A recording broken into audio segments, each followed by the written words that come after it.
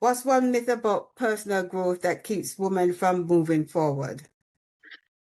Well, I think it's sometimes the unworthiness where we don't think that we deserve to be happy. We don't deserve to be healthy. We don't deserve to ask for what we need. We don't deserve to ask for that pay raise as at work. And so like with my patient earlier that I mentioned, like she knew she had it, but she didn't really know where it started. And so being able to show that compassion to herself, and afterwards she sent me a message and she said, I have spent thousands of dollars and have gone through years of therapy, and no one has been able to get to the root of my unworthiness like you did. And so I was like, wow, that's amazing. That's the power of this work that we're doing. And it took less than 10 minutes to be able to do that for her. Wow. So it, you know, perfectionism, guilt, overthinking, as you were saying, these patterns run deep. You know, Oh, yes. sometimes it's part of the core of the person, of who the person Yes. is. I know that I've been told that I'm an overthinker, but I like to look at all the permutations and combination of things. Yeah.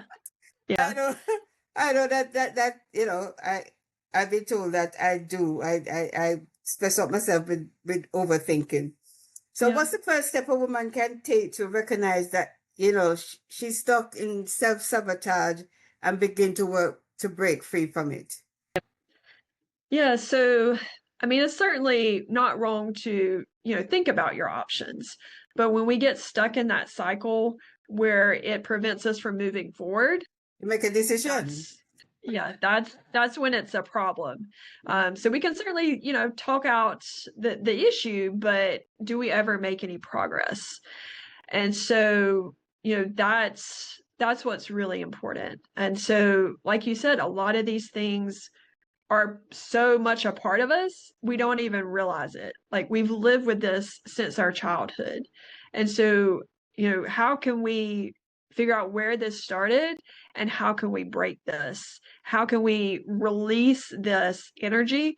Because, we've all been through trauma of some kind, whether it was Right. losing someone or not getting that job that you really wanted or going through the pandemic. We've all been through Right. something. And so if we have not fully processed, if we have not sat with our emotions or expressed them when we need it to, that energy doesn't go away. It's still there somewhere. And so helping women to be able to release that so that they can live fully powered and as the woman God has created them to be.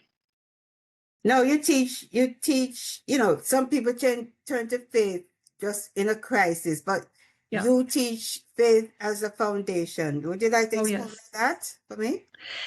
Yes. So faith is definitely the beginning. That's where we have to start. We have to know what our purpose is, what our plan is, what does God want for us as his daughter. And so being able to understand that, and because that's what has brought me healing. I never would have been able to get through my sister's death, or any of the other things that have come up in my life if it were not for my faith, remembering who God says I am. He says that I am worthy. He says I am chosen, I am loved, I am known, I am his masterpiece, and he has created me to do good works, things he's already planned in advance. And so helping women to be able to know that